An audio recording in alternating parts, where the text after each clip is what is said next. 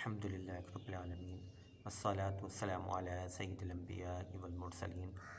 محترم سامعین کرام، درس قرآن کے ساتھ آج ایک مرتبہ پھر حاضر ہیں۔ اللہ تبارک و تعالیٰ اپنے پاک کلام میں ارشاد فرماتا ہے وَلَقَدْ عَلِمْتُمُ الَّذِينَ اعْتَدَوْا مِنْكُمْ فِي السَّبْتِ فَقُلْنَا لَهُمْ كُونُوا قِرَادَةً خَاسِئِينَ۔ پارہ نمبر 1 سورہ بقرہ۔ ترجمہ کنز ایمان۔ اور بے شک ضرور تمہیں معلوم ہے کہ تم میں کے وہ جنہوں نے ہفتے میں سرکشی کی تو ہم نے ان سے فرمایا کہ ہو جاؤ بندر دھتکارے ہو۔ اس آیت کریمہ کے متعلق کیا واقعہ موجود ہے، اس کو دیکھنے، سننے اور سمجھنے کی کوشش کرتے ہیں۔ روایت میں کہ حضرت داؤد علیہ السلام کی قوم کے 70,000 آدمی عقبہ کے پاس سمندر کے کنارے ایلا نامی گاؤں میں رہتے تھے۔ یہ لوگ بڑی فراخی اور خوشحالی کی زندگی بسر کرتے تھے۔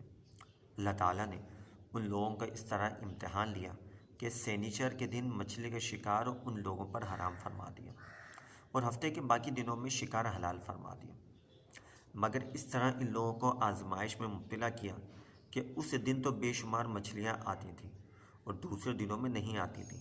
تو اب شیطان نے ان لوگوں کو یہ ہیلا بتا دیا کہ سمندر سے کچھ نالیاں نکال کر خشکی میں چند حوض بنا لو، اور جب اس سینیچر کے دن ان نالیوں کے ذریعے مچھلیاں حوض میں آ جائیں تو اب ان نالیوں کا منہ بند کر دو اور اس دن شکار نہ کرو، بلکہ اگلے دن آسانی کے ساتھ ان مچھلیوں کو پکڑ لو۔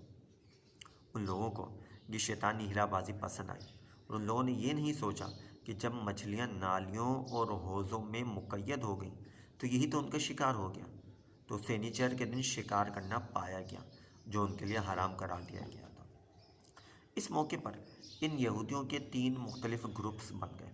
پہلا گروپ وہ تھا کہ جو شکار کے اس شیطانی ہیلے سے منع کرتا تھا اور ناراض و بیزار ہو کر اس شیطانی عمل سے دور رہا، شکار سے باز رہا۔ دوسرا گروپ وہ تھا کہ اس کام کو دل سے برا جان کر خاموش رہے، دوسروں کو منع نہ کرتے تھے بلکہ منع کرنے والوں سے کہتے تھے کہ تم لوگ ایسی قوم کو کیوں نصیحت کرتے ہو جنہیں اللہ تعالیٰ ہلاک کرنے والا یا سخت سزا دینے والا ہے۔ اور تیسرا گروپ اور گروہ وہ تھا کہ یہ سرکش اور نافرمان لوگ تھے جنہوں نے حکم خداوندی کی اعلانی مخالفت کی اور شیطان کی ہیلا بازیوں کو مان کر سینیچر کے دن شکار کر لیا، ان مچھلیوں کو کھایا اور بیچا بھی۔ ان کا انجام کیا ہوا، ان کے متعلق سماعت فرماتے ہیں کہ جب نافرمانوں نے منع کرنے کے باوجود شکار کر لیا تو منع کرنے والی جماعت نے کہا کہ اب ہم ان معصیت کاروں سے کوئی میل ملاپ نہ رکھیں گے۔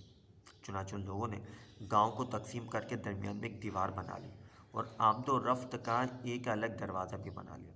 حضرت داؤد علیہ السلام نے غضبناک ہو کر شکار کرنے والوں پر لعنت فرما دی۔ اس کا اثر یہ ہوا کہ ایک دن ان خطا کاروں میں سے کوئی باہر نہ نکلا تو انہیں دیکھنے کے لیے کچھ لوگ دیوار پر چڑھ گئے تو کیا دیکھا کہ وہ سب کے سب بندروں کی صورت میں مسخ ہو گئے۔ اب لوگ ان مجرموں کا دروازہ کھول کر اندر داخل ہوئے تو وہ بندر تو اپنے رشتہ داروں کو پہچانتے تھے، ان کے پاس آ کر ان کے کپڑوں کو سونگھتے تھے اور زار و زار روا کرتے تھے، مگر لوگ ان بندر بن جانے والوں کو نہیں پہچانتے تھے۔ ان بندر بن جانے والوں کی تعداد 12,000 کے قریب تھی۔ یہ سب لوگ 3 دن تک زندہ رہے اور اس درمیان میں کچھ بھی کھا پی نہ سکے، بلکہ یوں ہی بھوکے پیاسے سب کے سب ہلاک ہو گئے۔ شکار سے منع کرنے والے گروہ سلامت رہا، اور صحیح قول یہ ہے کہ دل سے برا جان کر خاموش رہنے والوں کو بھی اللہ پاک نے ہلاکت سے محفوظ فرما لیا۔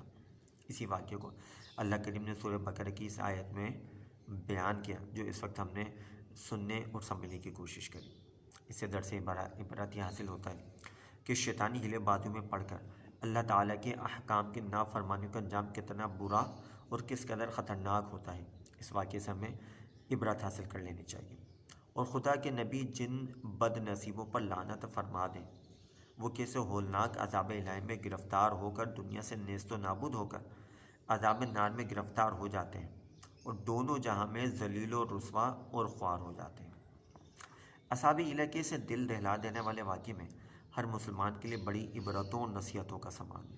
کاش اس واقعے سے مسلمانوں کے قلوب میں خوف خداوندی کی لہر پیدا ہو جائے اور وہ اللہ پاک اور اس کے رسول صلی اللہ تعالی علیہ وسلم کے نافرمانیوں کے راستوں میں بھٹکنے سے منہ موڑ کر صراط مستقیم کی شاہراہ پر چل پڑے اور دونوں جہانوں کی سربلندیوں سے سرفراز ہو کر اعزاز و اکرام کی سلطنت کے تاجدار بن جائیں۔ اللہ کریم کے بارگاہ میں دعا ہے کہ ہمیں بھی اس واقعے سے درس عبرت حاصل کر کے اپنا خوف عطا فرمائے، اپنے پیارے محبوب صلی اللہ علیہ وسلم کے بتائے ہوئے راستے پر زندگی گزارنے کی توفیق عطا فرمائے۔ آمین بجاہ نبی الامین صلی اللہ تعالی علیہ وسلم۔